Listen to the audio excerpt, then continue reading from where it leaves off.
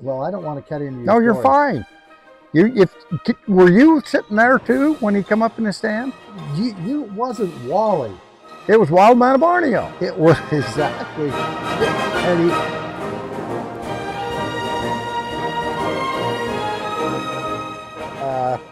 if you want to get real technical, initial J, Franklin G. Kinghorn.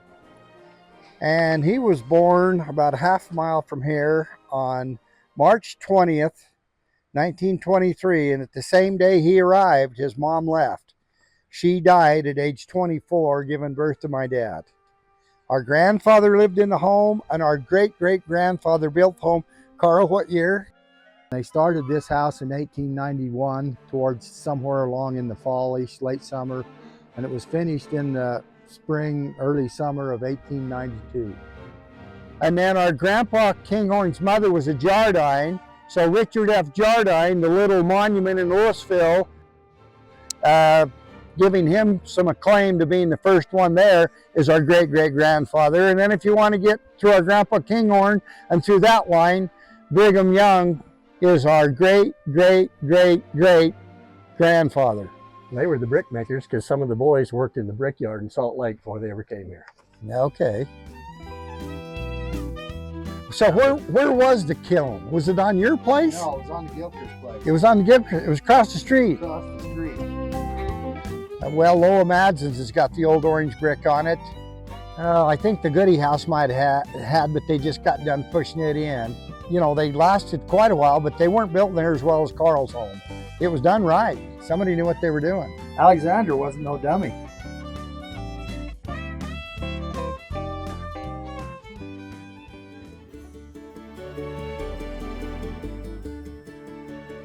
Louisville's mostly given to potatoes and grain and hay, but there was some diversification.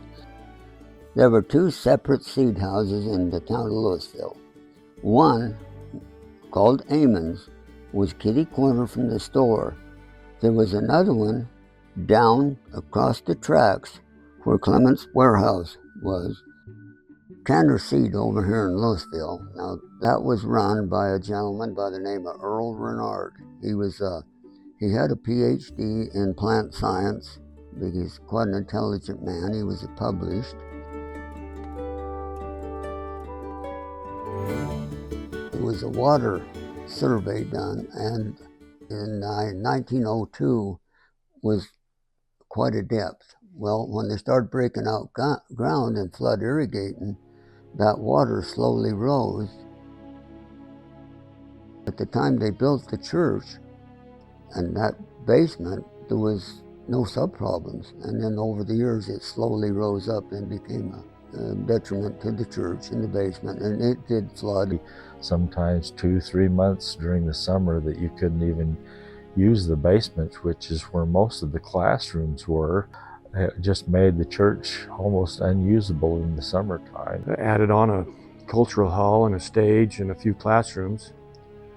And then after I came home and was serving as a bishop, then stayed down there at night to keep the pump running, keep the sub out of the basement of the older church. And about the time I was to be released, we were already contemplating with the other ward of building a new church and tearing down the old church. And those buildings were beautiful. The benches and everything was that green stained oak. It was quite an art to stain that wood that way. I always remember the big picture of the Savior up front, and underneath that was a sign, "Be Reverent." And it was always there, and it always kind of, and those eyes of the Savior always followed you. Wherever you went, I always felt like he was watching me steadily. So when I returned home from my mission, the decision was made to tear down the Louisville church house and build a new one.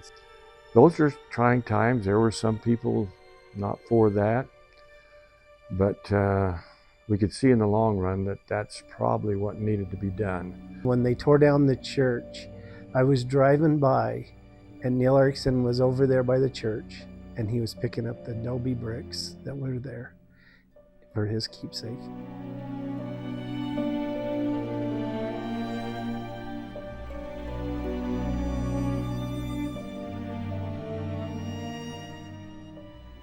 I wish they'd have kept the benches and everything and put them in the new building. They were bigger, softer, nicer. So anyway, there's different sides to every story.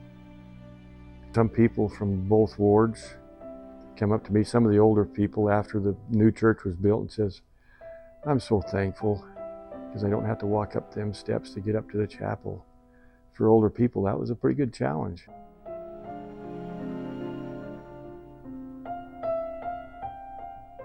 You know, Round Service Station, Tolman Merck, those were great places that we all enjoyed and did a little shopping at. And the town hall was a great place to play basketball for kids. I enjoyed that right up to the time that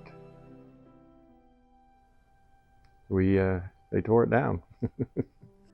The town hall was a place where as sixth graders we would walk over and learn how to dance.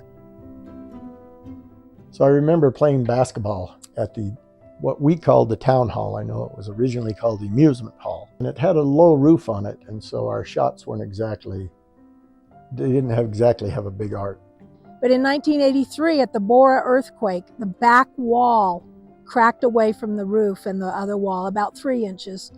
And we finally got the county to come in and condemn it. I remember Raymond Lindstrom lived in the other side of the tracks. He said, "We are not tearing down that old city building. Over my dead body are you tearing that building down?" And finally, we got that building torn down after Raymond Lindstrom died. The gas station couldn't function anymore with underground tanks. I tore down the gas station, I tore down that old building, and then I quit being mayor, and everybody else took over from there and built a nice city hall and a nice fire station.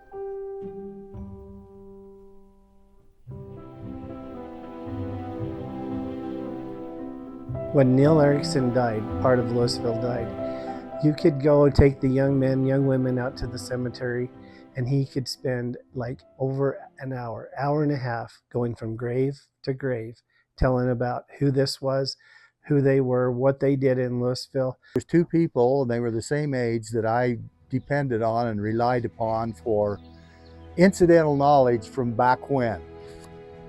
Neil Erickson and Franklin Kinghorn. Frank served in World War II. He entered the military, and he was in for 3 years and 1 day. He wound up in the 10th Army Headquarters Company and was in the first wave on to Okinawa.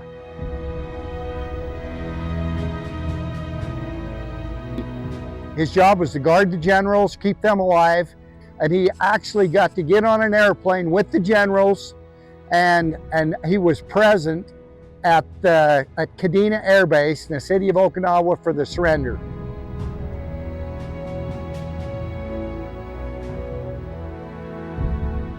There's a lot of people like our father who have been on this earth and served in wars, and a lot of them are never fully appreciated. And I think maybe it took our father leaving us for us to maybe more fully appreciate the greatness he had.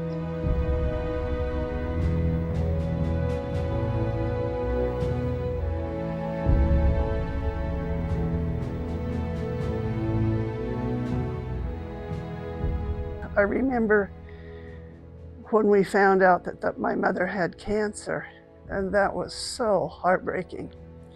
And at the same time, my brother Dennis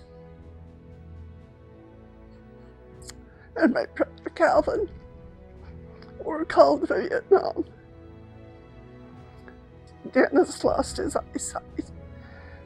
Calvin had been into Agent Orange, so that affected his health. And my brothers came home to the house to see my mother, and I looked at them from a distance, and I thought, this is the saddest thing I've ever seen. There's my mother sitting in the chair dying of cancer.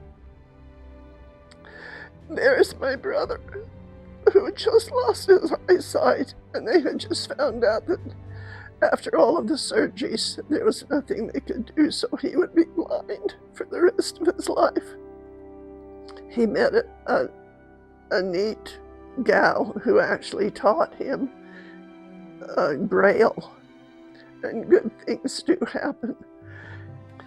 But they were married and had a lovely family. It's amazing what Dennis can do. Works in his wood shop with all of those saws. Still has all of his fingers. Just amazing.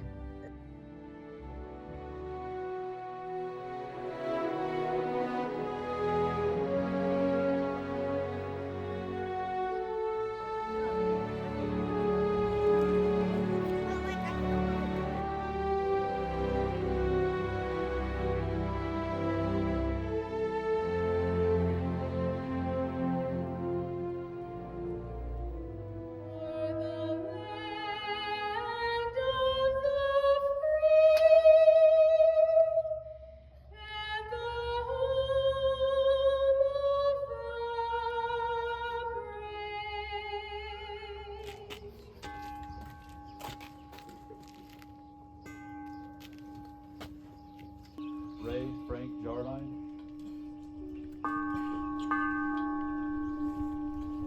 Arvel Lamar Jones. George William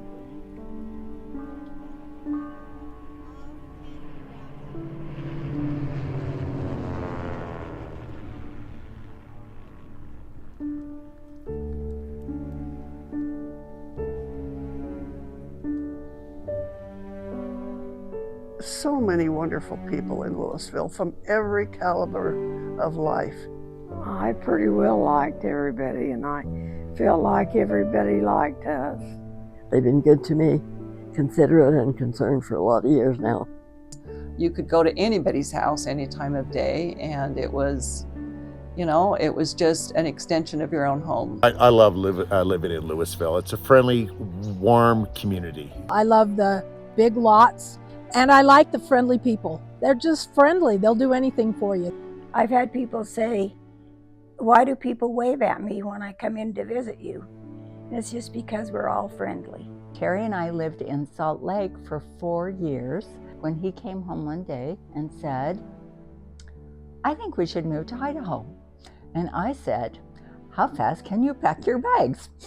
Everybody was friendly, and everybody pretty much knew everybody and knew about what everybody was about.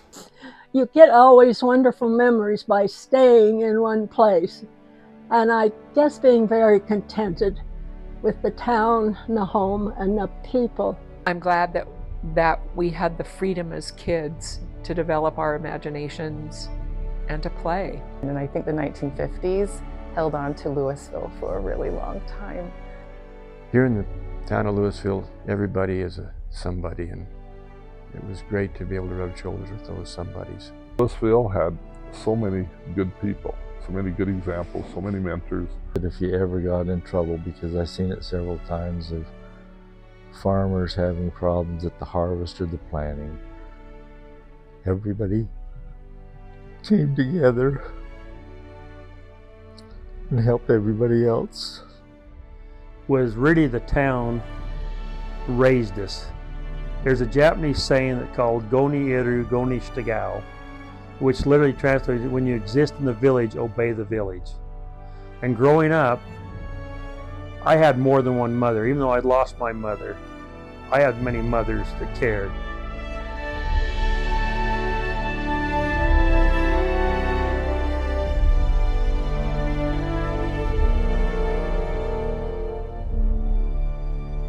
Our cultural past and spiritual roots are nourished by heritage as rich as the soil that Louisville is planted on.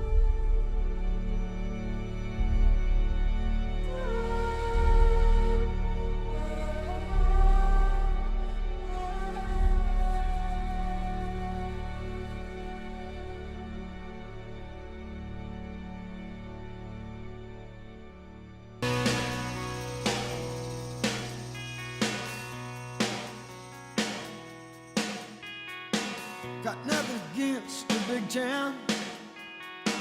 Still hayseed enough to say, look who's in the big town. But my